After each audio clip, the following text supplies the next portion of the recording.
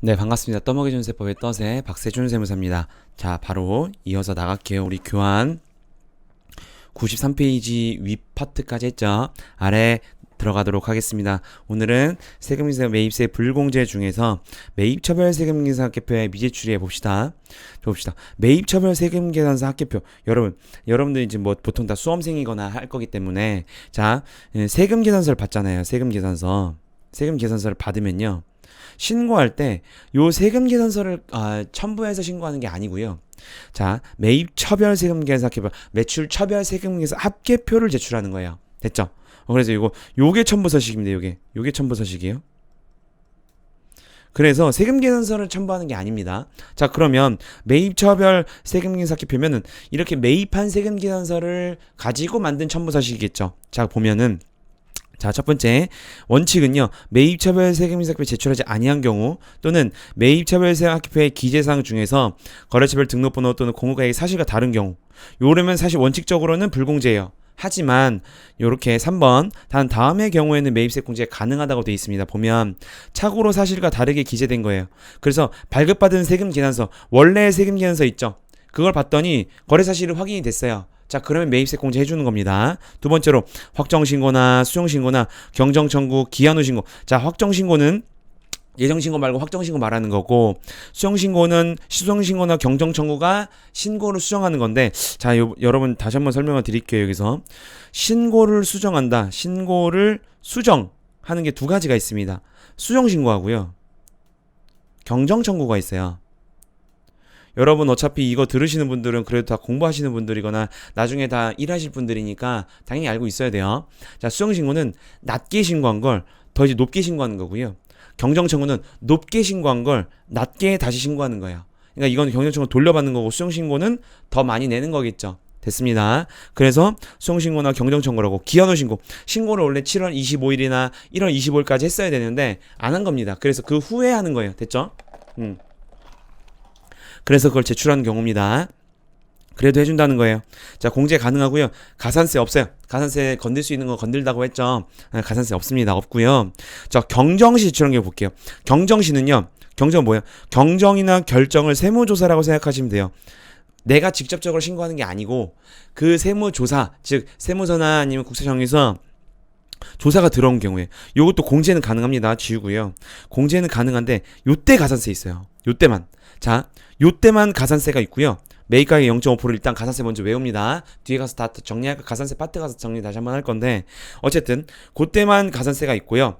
나머지는 가산세가 없어요. 이렇게. 대신에 공제는 가능해요. 됐죠?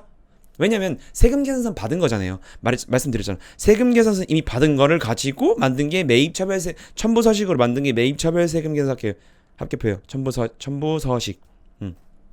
그러니까 세금계산 받았기 때문에 매입세 공제를 해주는 겁니다. 대신에 가산세가 있는데 가산세 언제만 있다고요?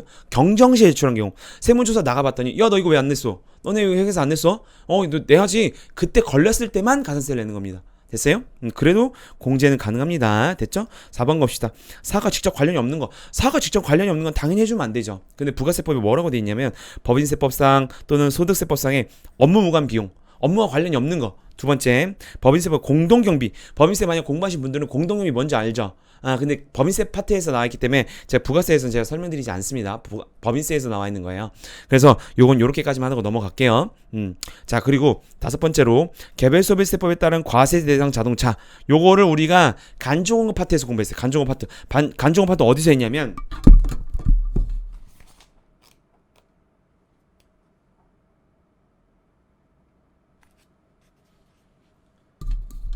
우리 교환 29페이지에서 했습니다. 29페이지 연결되는 거예요. 그때 제가 설명을 넘어갔는데 뒤에 가서 좀 더 자세하게 다시 할 겁니다 라고 했죠. 그 파트입니다. 지금 우리 다시 교환으로 다시 넘어옵니다. 우리 지금 교환 94페이지 하고 있어요. 글쎄요, 넘어오셔서. 자, 그래서 여기 간주공급에서 이미 한번 했고요. 광고에서 이제 뭐라 그랬죠 이걸? 비영업용 소형 승용차 요거예요. 이거 원래 세법 문구가 한 4, 5년 전까지는 비영업용 소형 승용차로 돼 있었는데 요걸 세법에서 문구가 바꿨습니다. 개별소비세법에 따른 과세 대상 자동차라고 돼 있어요. 됐죠? 개별 서비스에 공부하신 분들 만약에 있으면 공부해 보면 개별 서비스에는 특정 재화에 대해서 더 과세를 하는 거거든요. 그게 자동차의 경우에는 비영업용 소형 승용차는 과세를 하게 되어 있습니다. 어쨌든 요걸 말하는 거예요. 됐죠? 자, 요건데 제가 이미 써놨죠. 밑에 교환 보시면 비영업용이고 소형 승용차 엔드 요건이 충족이 돼야 돼. 엔드 이렇게 엔드 요건이 충족이 돼야 됩니다. 첫 번째, 영업용이 아니라는 거죠. 비영업용은. 자, 그럼 영업용이 아니라는 건데, 자, 그럼 부가세법에서 영업용은요 정해져 있어요. 이렇게 영업용은 운수업, 자동차 판매업, 자동차 임대업, 자동차 운전하거나 출동 차량 경비 업에 해당합니다. 됩니다. 요 경우에 쓰는 자동차 빼곤 다 비영업용이에요. 이미 세법에서 부가세에서 정해놨어요. 그러니까 우리 회사 업무용으로 쓰는 거 아니야? 다 필요 없어. 그런 거 필요 없고 무조건 요 5가지. 요 5가지만 영업용이고요. 나머지는 다 비영업용입니다. 자, 비영업용이면서 소형 승용차여야 돼요. 소형 승용차는 요렇게 돼 있어요. 정원 8명 이하의 승용 자동차. 그리고 두 번째 8명의 전기 승용 전기차가 좀 많죠. 세 번째 캠핑용, 네 번째 이륜 오토바이 말하죠. 그 중에서 1번 다시 오면 1번 다시 지우면 그 중에서 1번 8명 이하 자동차 중에서 배기량이 1000cc 이하의 것으로서 뭐 뒤에 건 생략하고 좀 지엽적인 거니까 1000cc 이하는 제외한대. 그러면 소형 승용차에서 제외한다는 겁니다. 그러면 요런 경차죠. 대표적으로 스파크나 레이나, 모닝, 뭐 요번에 나오는 캐스퍼 이런 거겠네요. 그죠?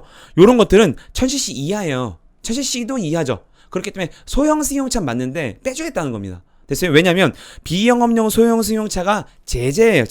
제재하는 겁니다. 세법에서. 됐어요? 그렇기 때문에 요 1000cc 이하는 경차잖아. 그러니까 이건 빼자라는 겁니다. 됐죠? 그래서 요렇게 요런 게 소형 승용차인데, 자, 그럼 요형 오른쪽 보면 소형 승용차 아닌 게 뭐가 있어요? 승합차. 예를 들어서 9인승이에요. 9인승은 여러분 8인승 이하가 아니죠. 카니발이나 스타리아네. 스타리아로 새로 나왔으니까. 9인승이에요. 그거는 소형 승용차가 아닌 거죠. 그 대표적으로 화물차 이런 것도 당연히 아니잖아요. 여기 안 들어가 있잖아요. 그죠? 요런 건 소형 승용차가 아닌 겁니다. 됐죠? 오케이. 자, 그럼 일단 대상은 파악이 됐고, 자, 요 자동차를 구입하거나 아니 임차 렌트하거나 아니면 그 유지 뭐 바퀴를 사든 타이어를 사든 뭐 아니면 뭐 엔진 오일을 갈든 아니면 이거와 관련된 뭐 기름값을 넣든 다 뭐 이런 거죠. 이런 게 다 매입세 공제가 안 된다는 거예요. 세금에서 받더라도 불공제니까. 됐어요? 왜 이거는 개인적으로 쓸 가능성이 크기 때문에 세법에서 네가 사업용 썼다 하더라도 인정 안 해. 무조건 그냥 개인용 썼다고 보고 매입세 공제 안 해주는 거예요. 됐어요? 오케이. 지우고요. 접대와 관련된 건 당연히 안 됩니다. 그리고 면세와 관련된 거 안 되고요. 토지와 관련된 거 안 하는데, 이 토지와 관련된 거 중에서 좀 저랑 깊게 보고 봐야 되는 게 뭐 토지의 취득 및 형질 변경, 공장 부지 특지. 오케이, 뭐 토지와 관련된 거니까 이건 오케이 됩니다. 그리고 2번 보면 2번 별표. 여러분 교환에 건축물이 있는 토지를 취득했어요. 그런데 그 토지만 사용한 겁니다. 자, 요거는 여러분, 자, 요건 제가 화면을 흰색으로 해서 볼게요. 예를 들어서 이런 걸 산 거예요. 건물을 샀는데, 죄송합니다. 제 그림을 초등학교 때 미술도 잘 배워야 돼. 이게 그 초등학교 미술 실력이 평생 가는 거예요, 여러분. 제가 미술 별로 안 좋아하고 안 했거든요. 자, 됐어요. 이제 이런 건물이랑 토지가 있어요. 이걸 샀습니다. 근데 이걸 내가 토지만 쓸 거예요. 토지만 쓴다는 건 여러분 이 건물을 부수는 거죠. 이 건물을 부숴버리는 거야. 그리고 이 토지만 쓰는 거죠. 그랬을 때 여러분 회계에서 어떻게 합니까 이거? 회계 원리인데 회계에서 이게 토지의 취득원가에 나요.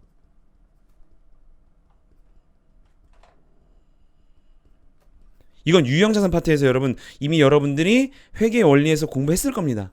됐어요? 그러면 회계에서 토지의 취득원가야. 자, 그럼 이 건물을 철거한 그 비용이 나올 거 아니에요.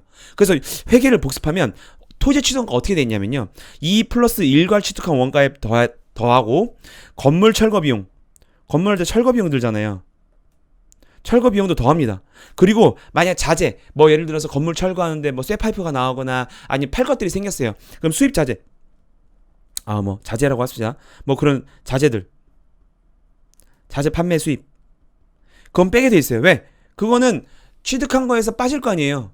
그죠? 내가 들어들인 내 회사든 나든 나한테 벌어들인 이익이잖아요. 그렇죠? 그건 뺍니다. 그래도 토지 취득원가 이렇게 돼 있어요. 회계에서.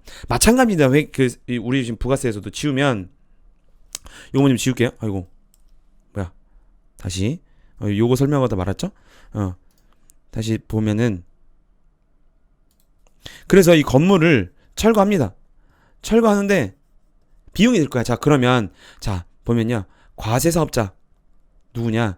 나 이거 매입한 사람이에요. 매입한 사람, 매입한 자, 매입자라고 쓸게요. 봤을 때 이 철거 용역이죠. 철거 용역을 제공하는 자죠. 자, 그러면 매입자한테 뭘 발행해요? 뭐 1,000만 원 철거했다고 봅시다. 그러면 부가세 100만 원이죠. 100만 원을 징수합니다. 그래서 철거 용역은 나중에 이 100만 원을 세무서에 내겠죠, 이렇게. 그죠? 근데 이 매입자는 지금 토지만 취득해요. 토지의 취득 원가죠. 토지와 관련된 거는 여러분 토지의 공급이 면세잖아요. 그러니까 매입세 공제 되면 안 되죠. 그러니까 이거 매입세 공제가 안 되는 거예요. 됐어요? 근데 이 철거 용역은 과세사업자죠. 그렇지만 나는 매입세 공제 교환에 써놓으세요. 잘 나옵니다, 여러분. 공제가 안 되는 겁니다. 됐죠? 이렇게 정리하면 끝. 그래서 이 100만 원은 그냥 이렇게 내고 끝나는 겁니다. 그죠? 매입세 공제가 안 돼요. 됐어요? 왜? 토지와 관련된 거기 때문에. 그걸 말하는 겁니다. 됐어요? 됐죠?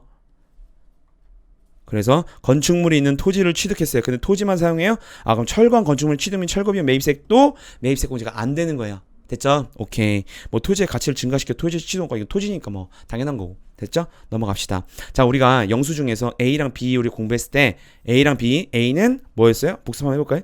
세금 계산서 발급 금지 업종이었어요.